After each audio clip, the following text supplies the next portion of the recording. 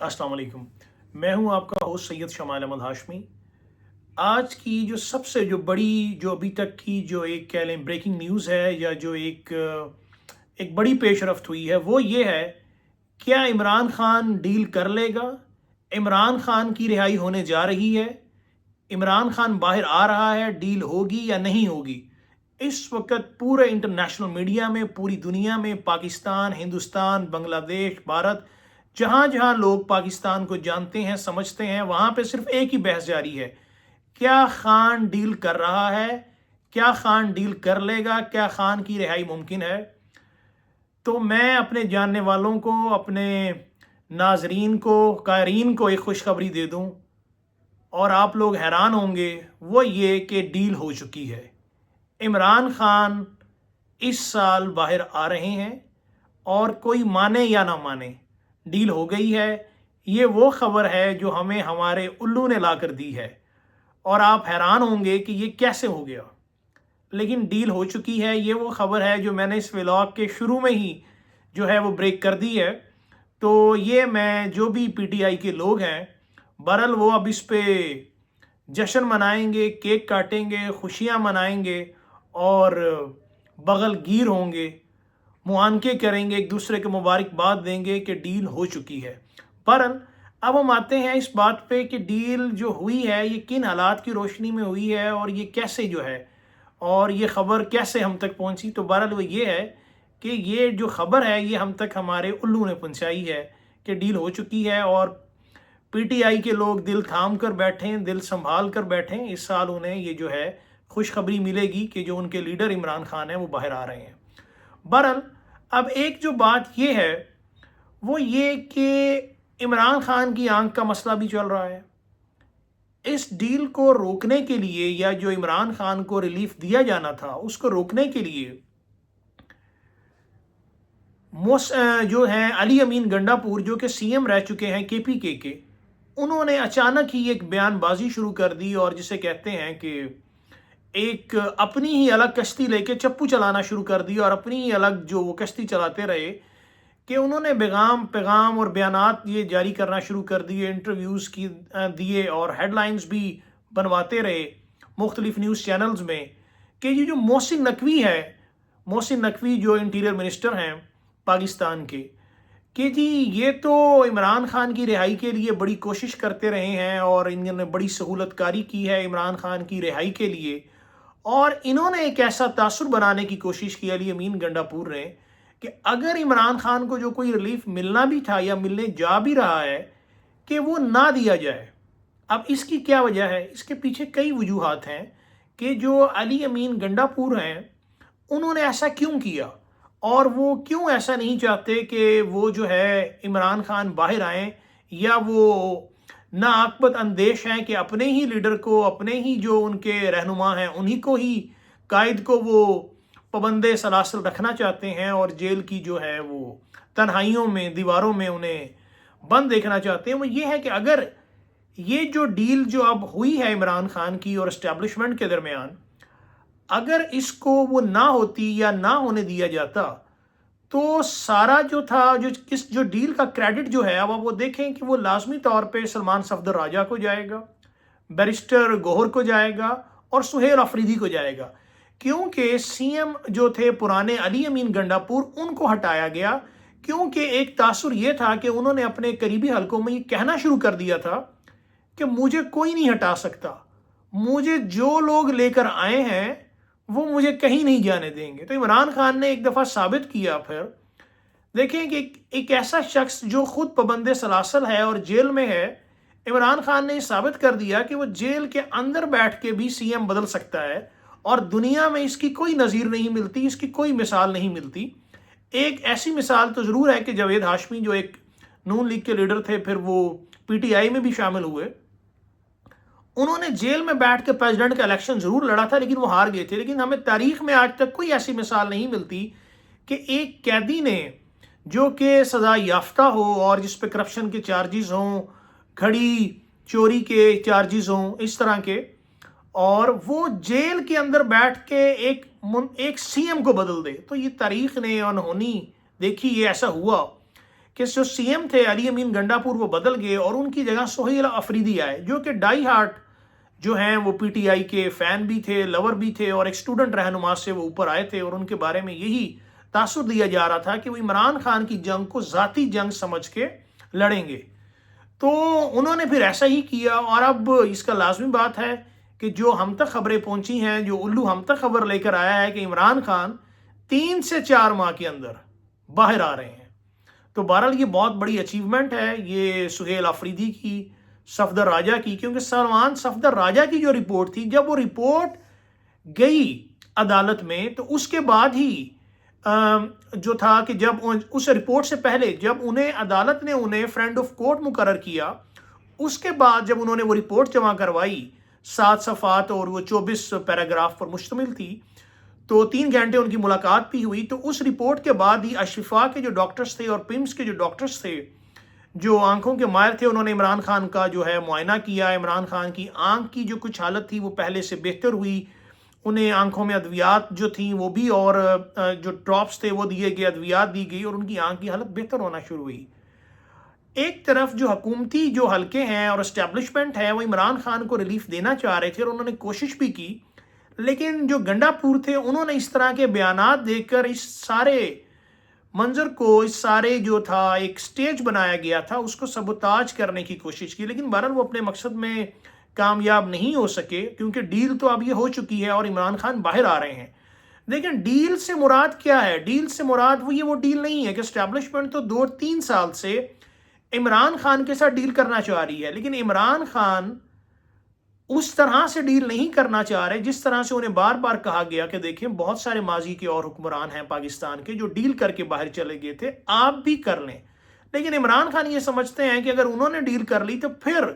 جو وہ موقف، جو وہ جس سٹینس پہ وہ لڑتے آئے ہیں کہ باقی تو ڈیل کر لیتے تھے اور میں اس طرح نہیں جاؤں گا، تو ان کا اپنی قوم کے سامنے جو ہے وہ سر نیچا ہو جائے گا۔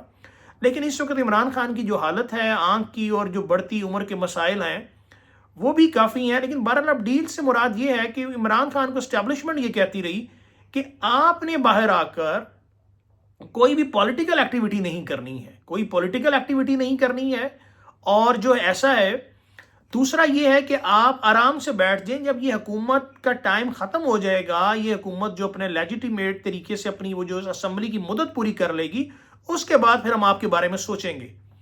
تو بہرحال ابھی جو ہے عمران خان جو ہیں وہ اس بات پہ ایگری ہو چکے ہیں، اس میں ان کی جو ہے وہ صحت بھی شامل ہے، آنکھ کے مسائل بھی شامل ہیں، کہ وہ اس حکومت کو ڈی ریل نہیں کریں گے، اور اس کے بعد سے پھر وہ جو ہے اگلی گورنمنٹ میں اسٹیبلشمنٹ ان کے بارے میں کیا ڈیسائیڈ کرتی ہے کیا نہیں کرتی۔ تو بہرحال اس پہ وہ ابھی ایگری ہو چکے ہیں، اور جو حکومت ہے وہ بھی انہیں ریلیف دینے کی جو پوری جو ہے وہ کوشش کر رہی ہے، اسٹیبلشمنٹ بھی ان کو ریلیف دینا چاہتی ہے، کیونکہ اسٹیبلشمنٹ یہ نہیں چاہتی کہ پوری دنیا سے اس کے اوپر انگلیاں اٹھنا شروع ہو جائیں، اور یہ ہماری جو حکومت ہے، لازمی بات ہے حکومت بھی یہ نہیں چاہے گی۔ اور ایک اور جو بڑی پیش رفت ہوئی وہ یہ ہے کہ دنیا کے 12-14 جو سابق کرکٹ کے جو کپتان رہے ہیں، اس میں آسٹریلیا کے مارک وو ہیں، اور انگلینڈ کے مائک حسین ہیں، اس کے علاوہ انگلینڈ کے آئن بوتھم ہیں، تو ان سب نے، اور انڈیا کے سنیل گواسکر ہیں اور کپل دیو ہیں، انہوں نے، اور بھی بہت سارے کپتان ہیں، ویسٹ انڈیز کے کلائیو ہیں، انہوں نے مطالبہ کیا ہے کہ عمران خان کو وہ بیسک سہولیات دی جائیں، اور عمران خان کو ریلیف دینے کا مطالبہ کیا ہے، کیونکہ یہ سمجھتے ہیں کہ پاکستان کی جو جیل ہے وہاں پہ بنیادی حقوق کی خلاف ورزی ہو رہی ہے، اور عمران خان کو پراپر حقوق نہیں دیے جا رہے۔ بہرحال تو اس سے بھی پاکستان کے اوپر، گورنمنٹ کے اوپر، اور جو ایک اسٹیبلشمنٹ ہے اس کے اوپر بھی ایک پریشر تو بلڈ ہو رہا ہے۔ اور جو دوسری بات جو ہے کہ جب محسن نقوی کے بارے میں جب یہ باتیں کی گئیں علی امین گنڈاپور نے کہ یہ تو بڑا ایک پورا عمل چلاتے رہے ہیں، عمران خان کو سہولت کاری فراہم کرتے رہے ہیں انہیں باہر نکالنے کے لیے،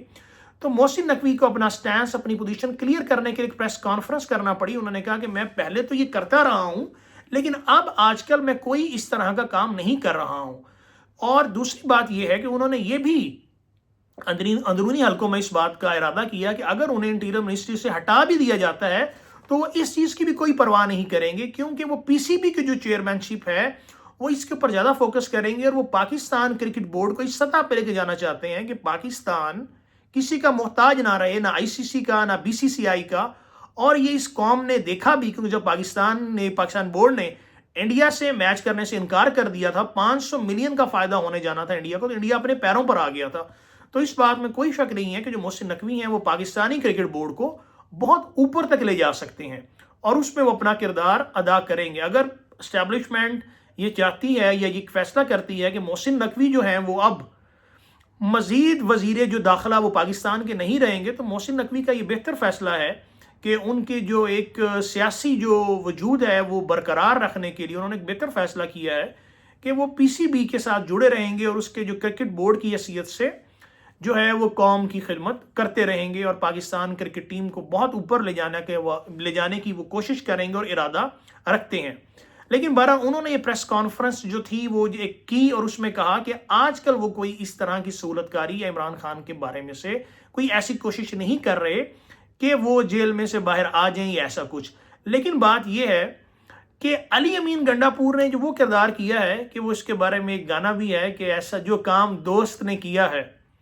ایسا ہی کوئی گانا ہے کہ یہ کام تو دشمن نے بھی نہ کیا ہوگا۔ تو علی امین گنڈا پور نے یہ کام کرنے کی کوشش کی تھی کہ وہ مزید چاہتے ہیں کہ عمران خان مزید اندر رہے۔ اب اس کے پیچھے ان کی سوچ یہی ہو سکتی ہے، ایک بچگانہ خواہش ہو سکتی ہے، یا کوئی سائیکولوجیکل فیکٹر ہو سکتا ہے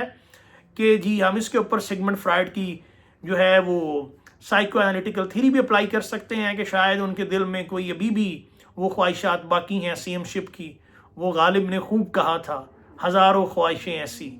کہ ہر خواہش پہ دم نکلے میرے ارماں بہت، لیکن پھر بھی کم نکلے۔ لیکن بہرحال میں پی ٹی آئی کو اور باقی لوگوں کو جہاں جہاں عمران خان کے فین ہیں، جہاں جہاں ان کے چاہنے والے ہیں، انہیں اس بات کی خبر دیتا ہوں یا اس بات کی بریکنگ نیوز دے رہا ہوں کہ اسٹیبلشمنٹ اور عمران خان کے درمیان ایک ایسا سمجھوتا ہو چکا ہے کہ وہ جب باہر آئیں گے وہ اس حکومت کو ڈی ریل نہیں کریں گے۔ حکومت کے لیے بھی یہ اچھی بات ہے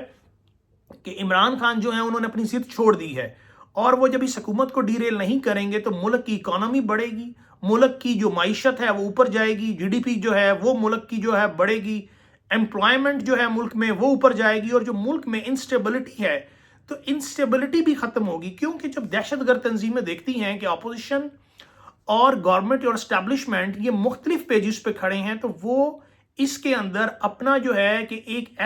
تاثر دیتی ہیں، پاکستان میں وہ حملے کرتی ہیں جو دہشت گرد کا عدم تنظیمیں ہیں، اور لازمی طور پہ جب بھی ان سب کے پیچھے بھارت ضرور شامل ہوتا ہے۔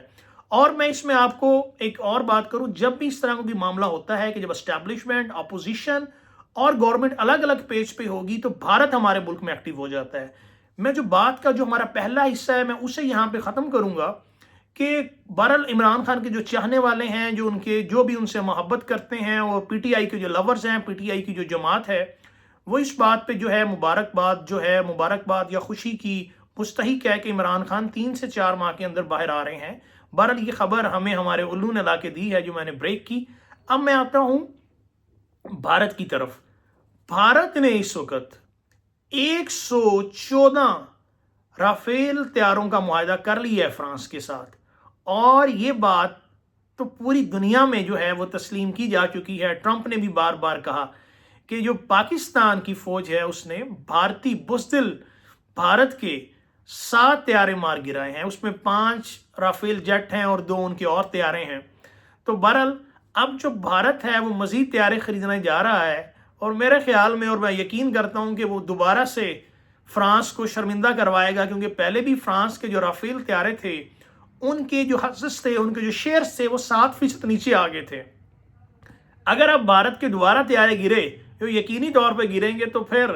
رافیل کے جو طیارے ہیں ان کے حصص، ان کے شیئر 70% نیچے آ جائیں گے، اور تو پھر بھارت جو ہے، بھارت کا تو پھر ان کی جو سینا ہے، ان کے جو طیارے ہیں، ان کے لیے تو پھر ان کا جو ہے وہ بھگوان بھی کچھ نہیں کر سکتا۔ تو بہرحال بھارت کو میری طرف سے یہ جو ہے چنوتی ہے کہ وہ ایسے جو کام کیوں جگ ہنسائی کے کر رہا ہے، کیوں طیارے لے رہا ہے، جب انہوں نے نقصان ہی کرنا ہے، وہ کیوں نہیں اپنے جو پائلٹ ہیں ان کو سکھاتے کہ بھائی طیارہ تم لوگوں نے کیسے چلانا ہے، ٹھیک ہے۔ اور بہرحال اس کے بعد میں اس میں ایک اور بھی بات شامل کروں گا کہ یہ ہمارے ملک کے لیے بہت خوش آئین ہے کہ اسٹیبلشمنٹ، کیونکہ اسٹیبلشمنٹ دیکھیں وہ ایک باپ کی طرح ہوتی ہے۔ عمران خان اس کے اوپر اپنا نیریٹو پہلے بھی دیتے رہے ہیں، جب ایک اسٹیبلشمنٹ جو ہوتی ہے وہ ایک باپ کی طرح ہوتی ہے اور وہ اپنی بگڑی ہوئی اولاد کو سینے سے لگاتی ہے، اسے مارتی نہیں ہے. جیسے ماں اپنے ایک بگڑے ہوئے بچے کو اگر وہ دیر سے گھر واپس آئے تو اس پہ دروازہ نہیں بند کر دیتی، اس کو سینے سے لگاتی ہے، اس کو دودھ پلاتی ہے. تو میں یقین کرتا ہوں کہ اسٹیبلشمنٹ بھی اسی طرح عمران خان کو، جو ان کا بگڑا ہوا اور انوکھا لاڈلا بھی ان کے بارے میں ایک ٹرم مشہور ہے، اس کو اپنے سینے سے لگائے گی. قوم، عوام اور پاکستان کے ملک و وسیع تر مفاد میں ہماری جو اپوزیشن ہے، ہماری ایجنسیاں ہیں، ہماری اسٹیبلشمنٹ اور ساتھ ساتھ جو ہماری گورنمنٹ ہے، یہ ایک پیج پہ اکٹھے آئیں گے تاکہ اپنے اختلافات بھلا کے اس قوم کے لیے، اس ملک کے لیے، اس کی نیشنل انٹیگریٹی کے لیے پاک آرمی، پاک فوج، سارے لوگ ایک جگہ اکٹھے ہوں اور اس ملک کے تحفظ اور عوام کے تحفظ اور ناموس کے لیے یہ کام کریں، تاکہ پوری دنیا میں پاکستان کا جو پرچم ہے وہ فخر سے اور زیادہ اوپر جاتا جائے اور بلند ہوتا جائے، اور پاکستانی عوام کا جو سر ہے وہ بھی فخر سے بلند ہو سکے، اور ہمارے پاکستانی سبز پاسپورٹ کی جو قدر و قیمت ہے وہ پوری دنیا میں امریکہ سے بھی زیادہ ہو. بہت شکریہ ناظرین. خدا حافظ. پاکستان زندہ باد، پائندہ باد.